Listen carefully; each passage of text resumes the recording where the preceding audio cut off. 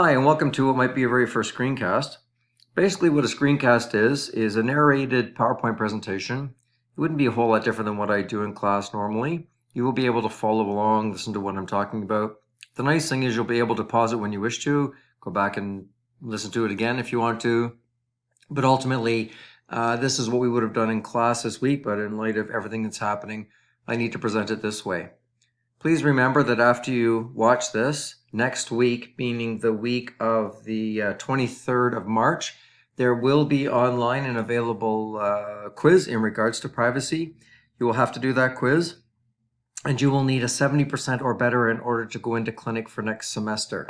So if you could please, would you please go to this slide and click on the hyperlink and then head off and watch the TED Talk that's on there. I think it's quite prevalent to what we're going to be talking about here in the coming slides, and it's going to give you a bit of food for thought. So if you could just for now pause the slide and go into this hyperlink, excuse me, and watch that that TED Talk, and have a listen to it, and then come back again. That would be great. Welcome back to the screencast here. Hopefully you enjoyed the TED Talk. I do have a couple of questions for you in regards to what he talked about. First is, were you surprised by some of the information that was presented in the TED Talk? For me, the first time I saw it, I was quite surprised too. And really, that's an older TED Talk that some of the technology he's talking about is actually, from this new perspective of change, probably quite old, and things have probably even gotten better and more efficient at what they're doing. For me, one of the big surprises was this face recognition, that you could look at a picture of a face, not know who it is, and it would do the work for you, tell you who the person was. And their information could be a number of different things, their accounts, their social media accounts, and so forth. So why do you think I brought this up when we're discussing privacy? I want you to think about the fact that when you go online and you can have the ability to find out who someone is and then relate it to all their personal information, that is both amazing and scary at the same time. So when we're thinking about personal information that we are collecting when we're in the clinic, and the fact that quite a number of you are very used to placing information into social media, I want you to be able to take the time to think about what it is you're doing and what it is you're actually placing in that social media. We will be talking about it a bit later, but in light of what can happen and what has happened in the past, we need to be very cognizant and aware of what we're doing when we're in social media. What someone does maybe in their private life is fine, but when we think about what's happening in our public life or our professional life, it truly is something we need to be very cognizant of, and something that we need to think a lot about as we move forward. This next slide, you can see that there are some videos here. These are very important videos.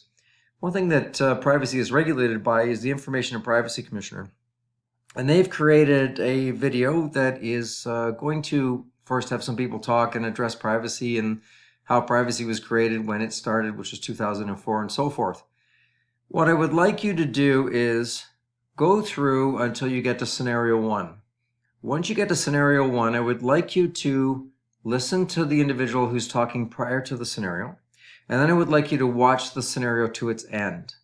I would like you to pause it, go forward to the next slide, ask yourself a couple of the questions that are on there, and then go back to the commissioner's video.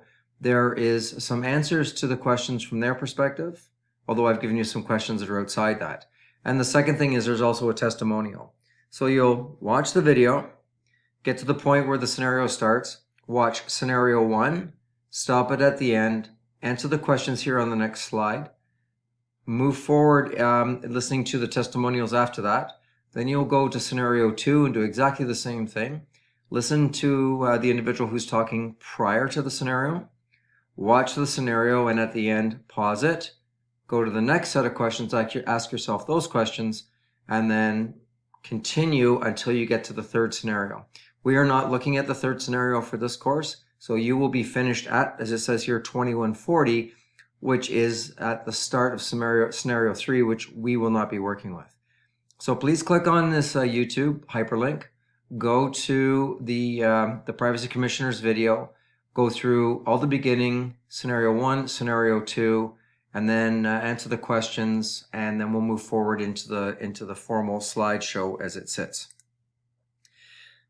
So now you've watched scenario 1. What breaches did you identify? Hopefully you captured some things there, and maybe you related to some of the changes that have occurred that you're already seeing now if you go into a pharmacy itself. And there were a number of breaches that occurred in that video, and there were some changes that were suggested by the individuals at the end of that video.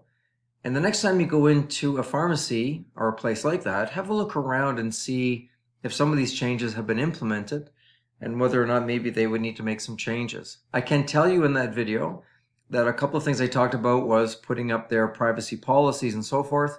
We have done exactly the same thing in our public clinic. We have documentation that has been formally put up on walls for patients to look at, as well as when you did your clinical shadowing, you probably noted there was a gateway that patients have to go through in order to get to the front desk to speak to the customer service representatives, as well as being able to having to stand behind a line before they move forward, which allows privacy that way. Another thing that students talk about when we look at this video is the challenge in our clinic when the only separation we have between our treatment rooms is curtains. So the one thing you have to be very aware of at your time in clinic with your patient is being very aware of the volume level you have when you are asking questions of your patient and the volume level of your patient when they're answering and or trying to have a conversation with you while they're being treated. We do play white noise in the clinic to try to keep this noise privacy at sort of at bay or conversation levels down, but you need to be very cognizant of how loud you're talking and how loud your patient is talking. It is something that you need to consider. There is most times when you're working outside, when you become a massage therapist in clinics, it's not infrequent for you to be into hard walls and a door, but there are a number of interdisciplinary clinics, especially in the physiotherapy, chiropractic world, where you could be working in exactly the same environment, which is curtains that are dividing treatment rooms. And again, you will have to be relatively cognizant of what you need to be doing in terms of volume levels and the ability for patients to hear or not hear the privacy information that you're sharing. So, did you get it right? Was it express consent that was required, or was it implied consent? The answer was implied consent. And why do you think it was implied consent? Did you understand the philosophy around circle of care? Within that video that you watched, the fact that the patient had signed a consent form to share the information outside the area from another surgeon, and that surgeon was going to be in the circle of care, that would indicate that the two people you saw talking in the video, it would indicate that only implied consent is required because the surgeon, through the consent of the patient, had entered into the circle of care. So it did not require another consent form to be filled out. When we look at implied versus express consent would be anybody that is outside the circle of care, which could be a partner, a child, it could be a company that's trying to collect information in regards to client care, or even an insurance company who is trying to gain information about their patient's time that you've treated, dates that you've treated, and so forth. Anything like that requires express consent from the patient, which means that the patient must fill in a form or verbally give you consent in order for you to share their personal health information with someone outside the circle of care. Did you come up with any examples in the massage profession? The one that I always like to talk about is insurance companies. Quite often, with the increase in fraud that we're finding in professional care, you will receive phone calls from insurance companies that are looking for the dates that the patient visited you to try to have them line up with the dates that the patient and or you applied for insurance coverage. It has come up in the past where either therapists are fraudulently putting dates in to gain financial access, or, which has happened occasionally, the patient themselves, once they get the therapist's number on the bill of sale, will use that number to recreate false receipts in order to gain money from the insurance companies. So either or, if an insurance company calls up your office to speak to you and is looking for dates that their customer saw you, you cannot give up that information until you get expressed consent from the patient, which means that the insurance company is not part of the circle of care, even though they may suggest that they have a consent form that was signed by the patient. So when we talk about PHIPA, it's my understanding that you got this to some degree last semester, but not really a sort of a large look at it. PHIPA is the short form for the Personal Health Information Protection Act. It came into effect in 2004. Its whole legislation and regulation is around the collection, the use, the disclosure, the retention, and the destruction of personal health information. The other legislation you might be familiar with is PHIPA. PHIPA is the legislation that encircles personal information, but not personal health information. So in 2004, the government felt that PHIPA was not meeting the needs of personal health information, so they decided to create legislation specifically related to personal health information as compared to just personal information. The department that looks after this legislation and sort of polices it and investigates it and gives advice to PHIPA is the IPC, which is the Information and Privacy Commissioner of Ontario. So it is responsible for advising, consulting, and educating on privacy practices, investigating complaints in regards to breaches of health information, and giving orders and ensuring compliance with laws. The lady that you saw in the video that you watched previous to this was the privacy commissioner. She no longer is. The person who is now is Brian Beamish, and you will see here this is the web page that you would go to if you wanted to try to gather any information, report a breach, to start an investigation, and so forth. So within the conversations in those videos, there was a couple of things that were talked about. And the first was a health information custodian. You may have asked what that was. A health information custodian is a healthcare organization or independent provider such as a hospital, pharmacy, laboratory, dental clinic, or your family doctor. So they are the overriding, shall we say, caretaker or custodian of this health information that's been collected. Agents, on the other hand, are employees of the custodian, such as a nurse working at a hospital, a dental hygienist working in a dental clinic, or a receptionist at your family doctor's office. The question I have for you is, as a student at the college, are you an agent or a health custodian? If you answered agent, you are correct. You are agents of the health information custodian, which is Georgian College. And the head of the custodian is actually the president of the college, Mary Lynn Westmoyne. So when we start talking about the possibility of fines, you need to understand that not only you as an agent can be fined by the privacy commissioner, so too can the institution and the lead of that institution, which would be the custodian. The other type of agent we have are external agencies, such as a paper shredding company, because they are gathering health information that's been written down, shall we say, in paper. They also are under PHIPA legislation because they are taking that information and they are needing to destroy it in the manner that PHIPA determines through the legislation. So we've used the term a lot throughout here. we've talked about personal health information, or PHI. So the question becomes, what constitutes personal health information as compared to personal information, which is legislated under PHIPA? Personal health information is anything that is information on your physical or mental health or test results. It can also be the identity of a healthcare provider or service.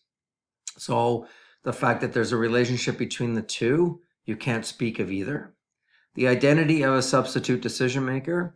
So if an individual requires a substitute decision maker due to cognitive issues or post-pathology such as a stroke and so forth, that cannot be identified publicly. Their health card number, or their payments that they're making, or their eligibility for health care. The fact that a patient shows up in your clinic and your discussion that you're seeing a patient, whether you don't say the name, whether you do not give the day and time, is still considered personal health information and is not allowed to be discussed outside of the setting. So one thing we have to think about is when PHIPA was created, legislation was created, we have to think about the principles it was trying to override. What was it trying to deal with in terms of people's personal health information? So the first thing was a patient's right of access to and correction of their personal health information. A patient at any time is allowed to look at their personal health information and make any corrections accordingly. The thing is, though, they can't just go ahead and do it. They actually have to go into and get get steps in to access. They can't just look at it. So for example, if you're treating a patient in clinic and they ask to look at their health information while you're there working with them on the computer, they cannot do that. They have to go through a process and apply to be able to see their personal health information. The reason for this is not because any changes need to be made, but the reason is that it can be someone sitting with them that may explain information that they don't completely understand and can give clarification. This is why, folks, when you are looking at creating charting and you're placing information within their charts of their personal health information, you want to make sure it's correct as possible. You also want to make sure that it's as professional and as appropriate as possible, simply because this can be seen at any time. The second thing is that the patient has a right to withdraw partial or full consent at any time in regards to their personal health information. I think I've said it in the past where the EMR at the clinic does have a lock box. Patients are able to maybe divulge information to you, but they only want partial consent, which might mean that they want you to know the information, but they don't want anyone else to know the information. In that case, then you would take that personal health information and place it in a lockbox that only certain individuals would have access to, that would ensure that the patient's consent is met by not sharing it with others. The other principle was a circle of care. There was a recognition that at any time a patient may be seeing a number of different professionals, and those professionals will need to be able to converse and communicate amongst themselves in regards to the patient's personal care. And the hope is through the circle of care that the patient's needs are met, and or possibly outcomes would become better. The need to know. So within that context, you're only allowed to gain the information that is required by you through your scope of practice or the reason why the patient has a relationship with you professionally, and we'll get back to that a bit later. There are a couple of instances where you can share personal health information without the patient's consent. The first is a warrant or a subpoena. So if there is an investigation of any kind, whether it's on you or on the patient themselves, if a legal person comes in, such as a police officer, with a writ or warrant, then you must give up that information. You do not require the patient's permission or consent in order to do so. The second is if it's an emergency situation. So if you feel there's imminent harm of any kind, you do have the right to share that personal health information in regards to helping that patient of yours in this emergency situation. So when we're looking at express versus implied consent, this is another principle, was that we looked at whether or not you needed something that was had to be added onto or was implied. So express consent is defined as specifically obtained written or verbal consent. This is for someone who is outside the circle of care or not for healthcare purposes. So for example, to a family member or friend, or to an insurance agency, to a healthcare provider who requires the information for a purpose other than providing healthcare. For example, statistics, if someone's doing research. Implied is based on a patient's actions or inactions. So within the circle of care, anybody who the patient deals with, any sharing of information, of personal health information between those in the circle of care, consent is already implied amongst those individuals within that circle of care. Another place where you find implied consent is, let's say, for example, someone has to phone an ambulance on you because you're semi-conscious and you've gone into emergency care. So both on the ambulance and in the emerge department, you can give personal health information, or it's implied that you've given consent for them to do or gain information so they can go into charts and access personal health information without getting an express consent of written or verbal consent. So for example, to a hospital, pharmacy, laboratory, CCAC, etc., as long as it's for the purpose of healthcare. That's the key point. So how within these principles of PHIPA do we ensure privacy for our patients? Well, we've already talked a little bit, because of that first scenario in the video, about auditory privacy. So we do have a private consult room off to the side. It's a small room that lies between the massage clinic and the acupuncture clinic. It does have its own door, a table with 2 chairs. So if any time you feel that you have to discuss some information that you feel is of utmost privacy and it's going to involve some talking that might be a bit louder, you can move into the consult room to gain that information there. The second is obviously, as I said, we have this gateway for patients to come to the front desk with the customer service representatives in order to ask those pertinent questions such as, what's your name, date of birth, and so forth, to ensure we've got the right patient at the right time. And of course, as I alluded to with the curtained rooms, we definitely have to keep our voices low. Another insurance of privacy is that there are no cell phones allowed in the clinic or placement setting. So whether you're working internally in our own public clinic or whether you are working outside the school at a placement setting, you are not allowed to have a cell phone. Even patients are not allowed to have a cell phone within the context of the clinical setting. Main reason for that is because of cameras. And yes, we have caught a student at one point taking selfies of themselves while their head was in the face cradle. Although it went into, I think it's called Snapchat, and it disappeared relatively quickly whenever the period of time is on Snapchat. It still got back to us as another student saw it and recognized they were in the clinic. That, folks, is a breach of privacy. Even though it was of himself, even though it was in the clinic, it still was a breach of privacy. The other thing we have to do, and you have to do, is physical safeguards. So you have to, if you're going to collect paper files, you have to make sure that those paper files are double locked. What that means is the cabinet that the files are in must be locked, and access to the room that the files are in also must be locked. So it is something that you need to think about when you're collecting files, maybe on your own personal practice when you leave here and you're maybe working out of your house, whatever it might be. The legislation requires that it's double locked. The other thing is strong passwords. There are lots of websites out there that help you understand how to create a good, strong personal password. So the one thing you need to be aware of is when you're in clinic and you start practicing in clinic, at the beginning of every semester you're in clinic, which would be 3, 4, 5, and 6, you are required to change your password at the beginning of every semester. I am sure there are a number of you who still have your date of birth as your password in your Blackboard and banner. That's not a great idea, because it would be very easy for someone to know your birth date and give an attempt in your Blackboard or banner, and that would not be a great idea. And I'm sure a lot of you use the same password for everything. There's a lot of issues that people have in regards to, securing through password.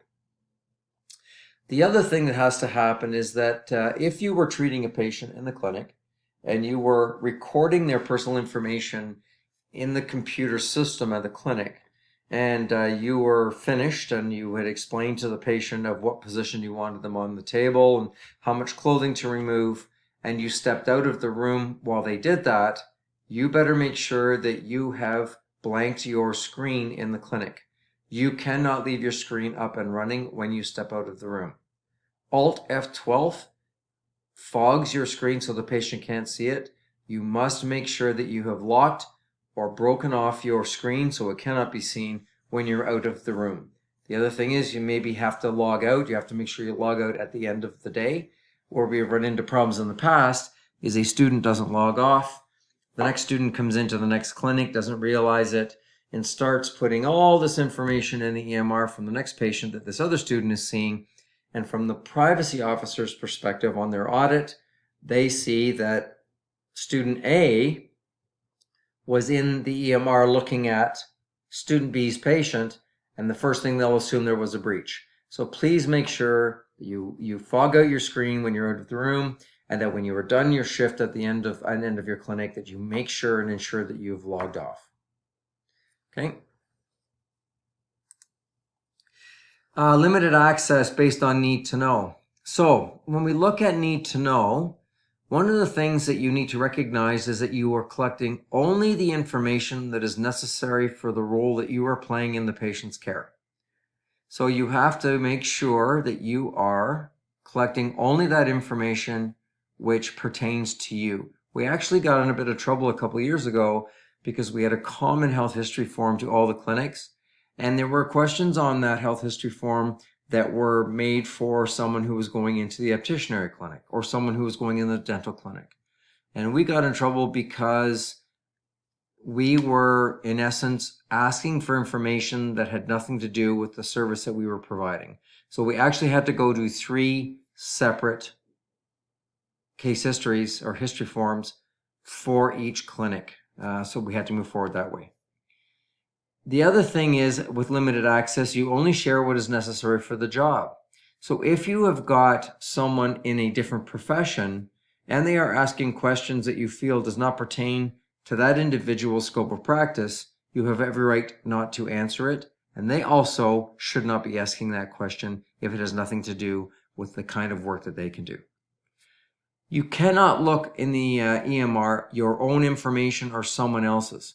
If you want to look at your information, like the example I had earlier, you must go through the process and apply to look at your information. You cannot, just because you're in the clinic, look at your own charts or your boyfriend's charts or friend of a friend's charts. That will constitute a privacy breach. You do not email personal health information. In the EMR, there is a built-in email service. Anytime you are emailing in regards to private health information, you use only the EMR's email process. You never, ever send personal health information via the Outlook, like this, the Georgian's Outlook page. It is not safe enough, and it could get you into trouble. Train all staff on privacy responsibilities. So what you're going through right now, everybody on staff who works in the clinic has gone through the same thing. Legislation demands that you're trained, so that's exactly what you're taking now. Create privacy policies, post summary of policy at workplace, and make policies available to all staff and patients. In your student manual, all the privacy policies are there and are accessible to you at any time.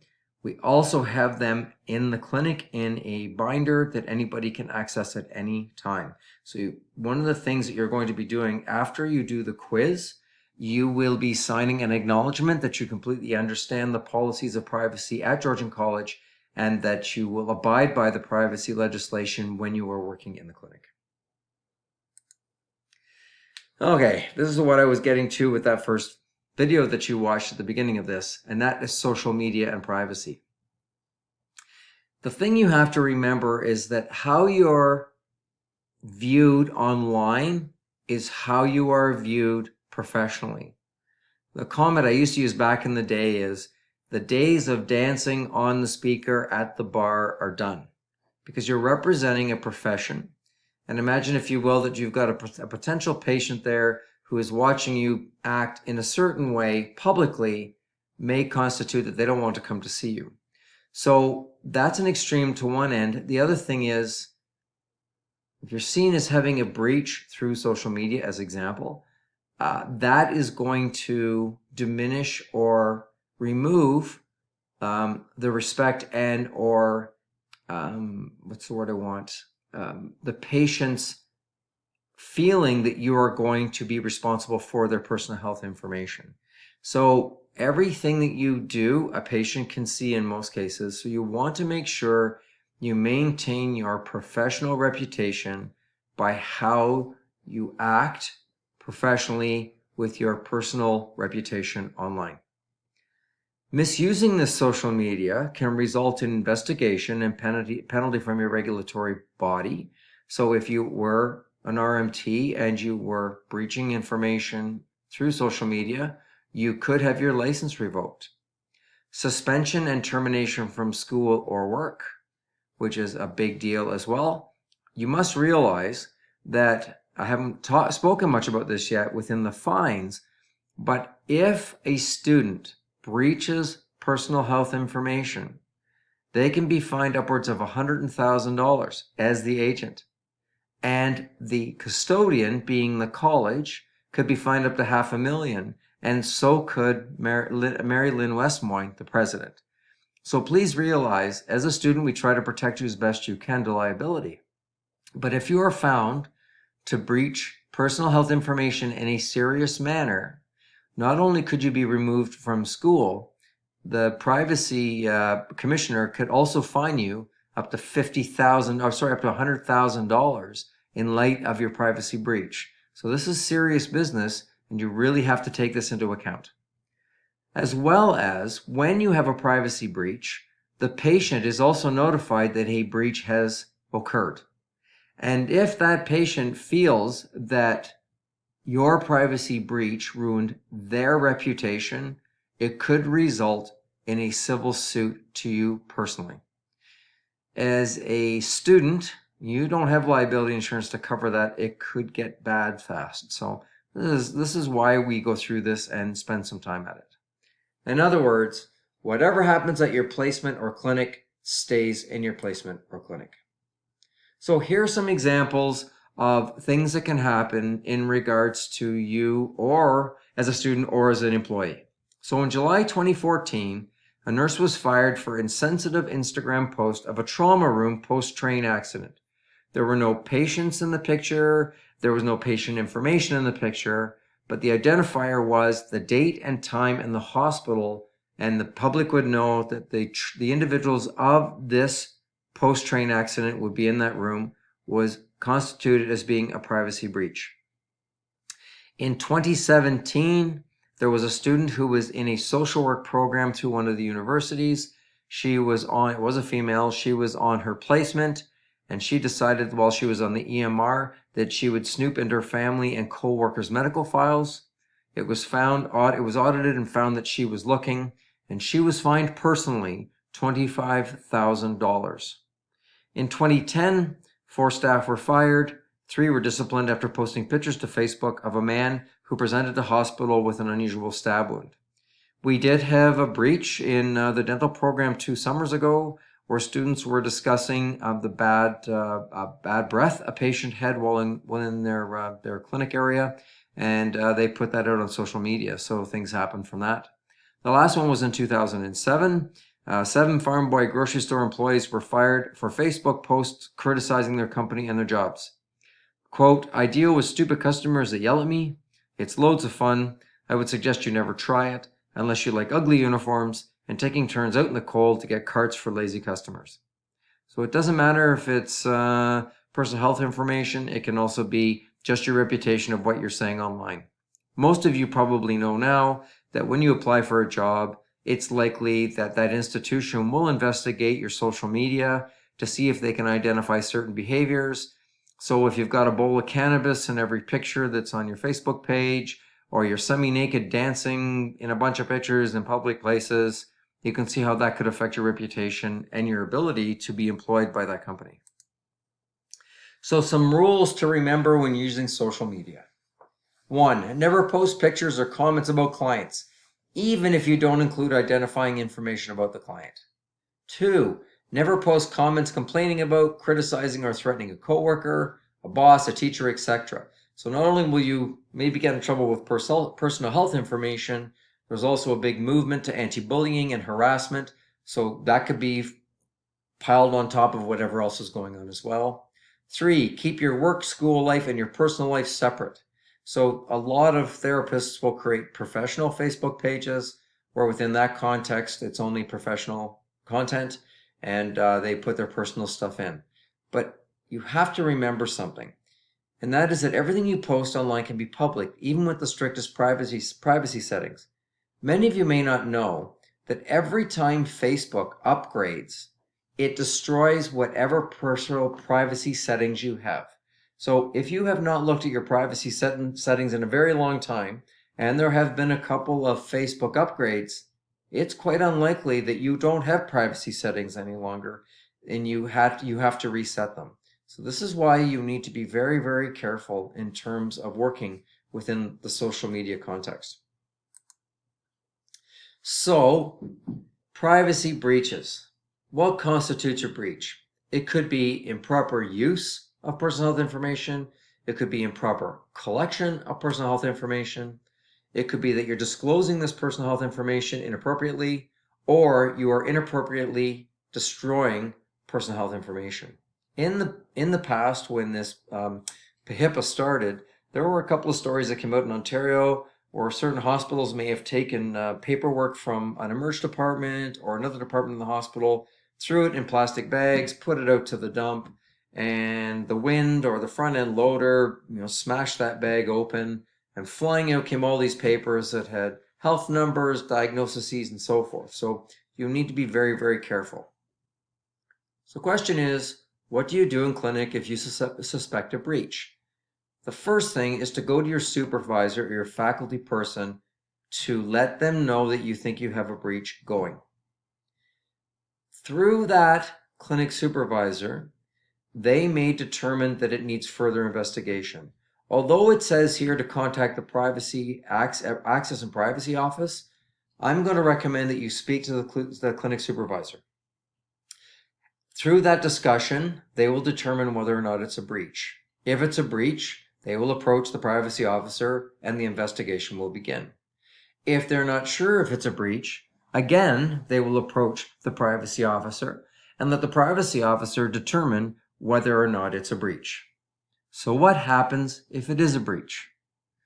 If it was a breach, the first thing that will happen is you will be removed from the clinical or the outreach setting until the investigation is over. Once you're removed, an investigation begins, which can include myself as a coordinator, the privacy commissioner's office, if possible, the privacy person of the college, your supervisor who's involved in the clinic, and yourself. As well as per the legislation, if it's determined that a breach has occurred, the patient is also contacted and informed that a breach of their personal information has occurred. Once that investigation begins, we do try to start it and end it in a timely manner. If it's of a serious nature, then it will likely move to a higher level and decisions will be made in your ability to continue in the program or the clinical setting. If it's a bit minor, if I can give you an example, we have had a student who was found to have breached in the massage program, and as part of his, shall we say, punishment, they had to retake all this lecture again, re-sign and redo the test and re-sign the acknowledgement agreement, and they had to do a presentation on professionalism and privacy to the dean, the president, and the coordinator, and a couple of your faculty members. So that was what the individual needed to do in order to gain access back into the clinic. So it really depends on what the investigation shows and how bad the privacy breach is. But we have to remember, because the patient was informed, there's always that potential that that patient feels they are harmed by the release of information and they could move forward with a civil suit. So you always need to keep that in mind. So all that said, this is not to scare you, but it is to think about and recognize your role in collecting privacy information, your role in ensuring that you disclose it in a proper way, that you don't share it, and that you follow all the rules and regulations. Thanks for listening. And next week there'll be an announcement on your Blackboard page. But next week you will be required to do a quiz. It will be 10 questions in length. So you will be required to get 7 out of 10 in order to move forward into the clinical setting. Thanks for listening. I hope everybody's doing well in light of everything that's going on in the world right now. And I will keep everybody up to date as much as possible in terms of any changes that happen at the college or the program and so forth. Thanks for listening. Bye for now.